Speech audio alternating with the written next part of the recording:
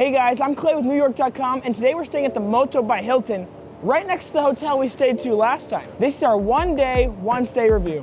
First impressions. This place is pretty nice because when you walk in, especially during the winter time, they have a heated little room as you're walking in, which makes sure that you get warm when you come into the hotel. It's also kind of dark in the lobby, kind of moody. That's the vibe they're going for, I think. And the staff held our luggage until our room was available. And then we got into our room pretty quickly. The price we paid for this hotel was $845. It's probably a lot because right now there are games going on at Madison Square Garden, but even so, that price for this room, I don't think holds up. And here, let's talk about why. Well, we needed a room with double beds, and they gave us a bunk bed, which in my opinion is crazy. I haven't slept in a bunk bed since I was about 11 years old, but hey, I got the top bunk.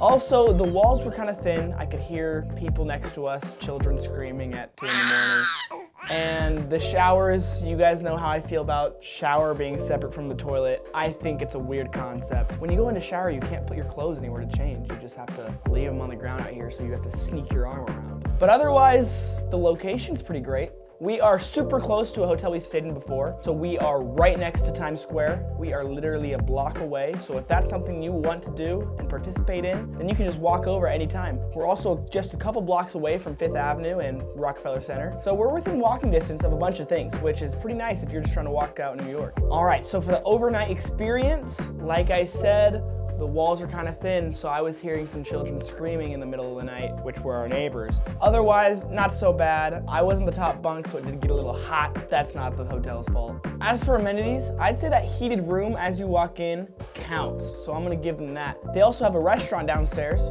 They have a lobby bar, which is pretty nice. And if you're trying to get work done, you can chill down there. And they also have a gym. Something that we've concluded about this hotel is that since it's owned by Hilton, there's another Hilton hotel right next to it, and that one that we've stayed in before was probably better just because they give us free breakfast and we didn't have to sleep in a bunk bed. So there was lots of things that factor into that hotel probably being better. All right, so we did try the food here. We got some food yesterday for dinner and some food today for breakfast. The burgers, not so bad. I liked the first bite. The more I ate it, didn't like it as much.